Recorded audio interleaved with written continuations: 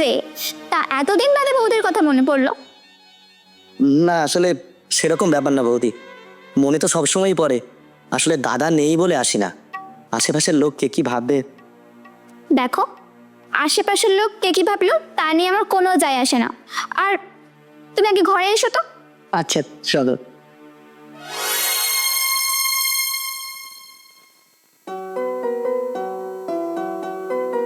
আরে দাঁড়িয়ে কেন, বসো। আচ্ছা, তারপর বলো বৌদি, দাদা ফিরবে কবে? আমি কেমন আছি না আছি সেটা না জেনেই এসেই দাদার কথা জানতে চাইছো? বলে আমি তো জানি দাদা নেই মানে তুমি ভালো নেই। আচ্ছা বৌদি, প্লিজ ক্ষমা করে দাও, ভুল হয়ে গেছে। আচ্ছা বলো তো, কেমন আছো তুমি? এতদিন ভালো ছিলাম না, এই যে তুমি আসলে এখন ভালো আছি। ও তাই নাকি? সত্যি কথা বলতে কি বলো তো, নিজেকে না বড় একা একা লাগছিল। এই যে তুমি আসলে, দুটো কথা বলতে পারছি, এখন মনটা অনেক হালকা লাগছে। এই, তুমি তো মাঝে মধ্যে আসতে পারো, তাহলে একটু গল্প করতে পারি। বেশ, এইবার থেকে আসবো। দেখো, দাদার অভাব তো পূরণ করতে পারবো না, তবে আমি আসলে যদি তোমার ভালো লাগে তাহলে সেইটাই আমার কাছে অনেক কিছু। চাইলে সেটাও পারো, কি মানে দাদার অভাব পূরণ করতে। মানে কি বলতে চাইছো তুমি? মানে আমি এটাই বলতে চাইছি যে তোমার দাদার ভালোবাসা আমি তোমার থেকে পেতে চাইনি। না বৌদি, এটা আমি পারবো না, এতে বন্ধুর বিশ্বাসে আঘাত করা হবে। ও, তাহলে একটা কথা বলি, তোমার দাদার অভাব মেটাতে গিয়ে যখন আমি অন্য কারোর কাছে যাব, তোমার সেটা ভালো লাগবে তো? না না না বৌদি, এটা তুমি কখনোই করবে না। তাহলে তুমি আমার কথায় রাজি হয়ে যাও।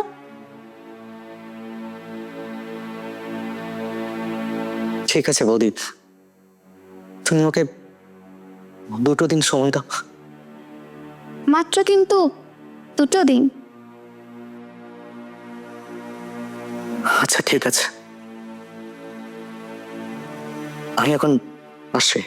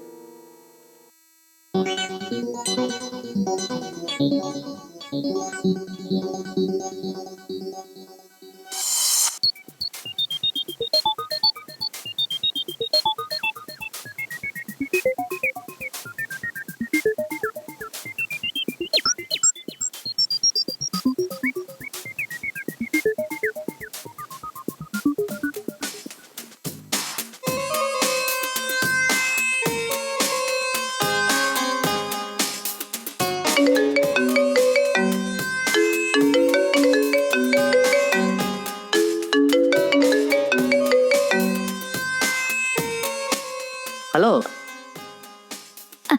হ্যালো। হ্যাঁ বৌদি বলো। কি বলেছিলাম সেটা কি তুমি ভুলে গেছো? না না, ভুলবো কেন, ভুলিনি তো। তুমি তাহলে এক্ষুনি আমার বাড়িতে চলে এসো। তুমি একটু অপেক্ষা করো, আমি এক্ষুনি আসছি। আচ্ছা, আমি এখন ফোনটা রাখলাম। ঠিক আছে।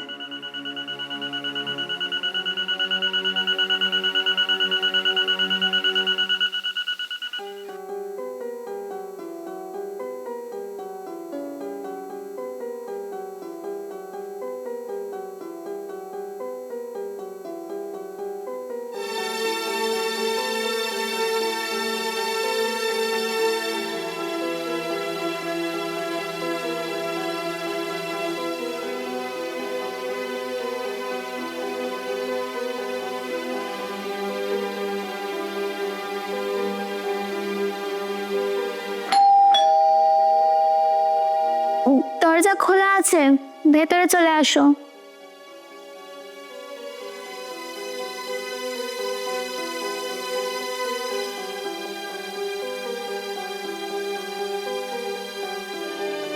তা কি ওইখানেই দাঁড়িয়ে থাকবে, না এখানে এসে আমার যন্ত্রণা মেটাবে? তোমার সব জ্বালা যন্ত্রণা মেটানোর জন্যই তো আমি এসছি বৌদি। তা ঘরের লাইটটা অফ করে দিই? কেন লাইট অফ করবে কেন? আসলে প্রথমবার তো, তাই লজ্জা করছে। ঠিক আছে, লাইট অফ করে আসো।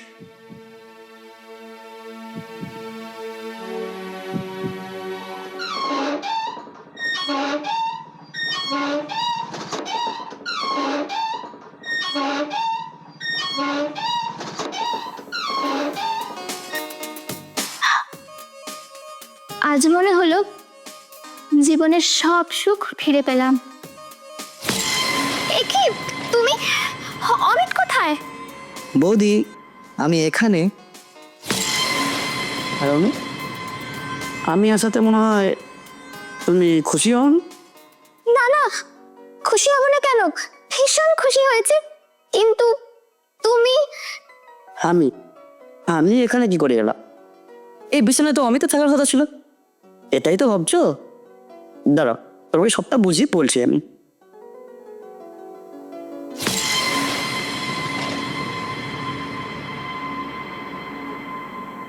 হ্যাঁ অমিত, বল। বন্ধু তুই আজই তাড়াতাড়ি বাড়িতে চলে আয়। এই বাড়িতে যাবো কেন? বাড়িতে কারো কিছু হয়েছে নাকি? না, কারোর কিছু হয়নি। তুই আমার কথা শোন, তুই তাড়াতাড়ি বাড়ি চলে আয়। আমার দিব্যি, তুই বল সত্যি করে কি হয়েছে। তাহলে শোন,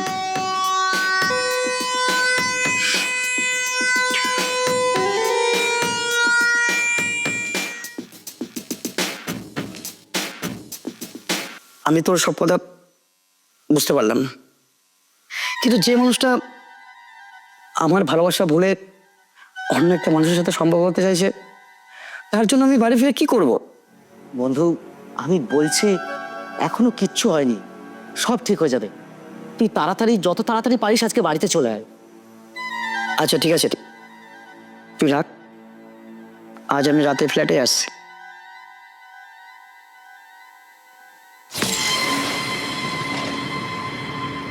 তারপর আমি এসে অমিতের বাড়িতে উঠি, আর দুজনে মিলে প্ল্যান করে এখানে আসি। প্লিজ আমাকে ক্ষমা করে দাও, আমার ভুল হয়ে গেছে। একটা কথা কি বলো তোর, এই আমার বললোটা সৎ বলে আমি আজ সব জানতে পারলাম। আর যদি ওর জায়গায় অন্য কেউ থাকতো, আমি তো কিছুই জানতে পারতাম না। আজকে আমি ভিন রাজ্যে গিয়ে কাজ করছি, কার জন্য? শুধুমাত্র তোমার জন্য। তুমি যাতে ভালো থাকো, তোমার যাতে কোনো অভাব না হয়। আর আর তুমি কি করছো? প্লিজ আমাকে ক্ষমা করে দাও, আমি সত্যিই ভুল করেছি। আজ আমি নিজের শরীরের চাহিদা মেটানোর জন্য তোমার ভালোবাসা ভুলে গেছিলাম। প্লিজ আমাকে ক্ষমা করে দাও। একটা কথা শোনো, আজকে আমার মতন অনেক মানুষই আছে যারা বছরের পর বছর বাইরে কাজের জন্য পড়ে আসে। সেটা কিন্তু তার নিজের সুখের জন্য নয়, তার আপন মানুষটা যাতে ভালো থাকে, তার পরিবারটা সুখে থাকে সেই জন্য। আর তোমার মতন অনেক মহিলারা আছে যারা তাদের সেই কষ্টের টাকা দিয়ে ফুর্তি করে বেড়াচ্ছে।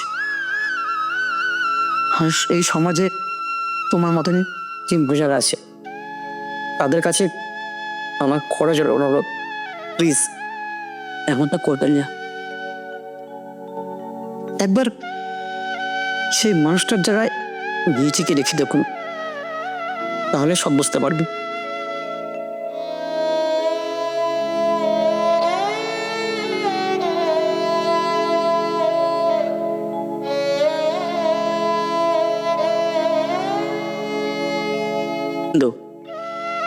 তোর মতন বন্ধু পাওয়া অনেক ভাগ্যের ব্যাপার। আর তোকে অনেক ধন্যবাদ আমার সংসারটাকে বাঁচানোর জন্য। আয় বন্ধু, মুখে আয়।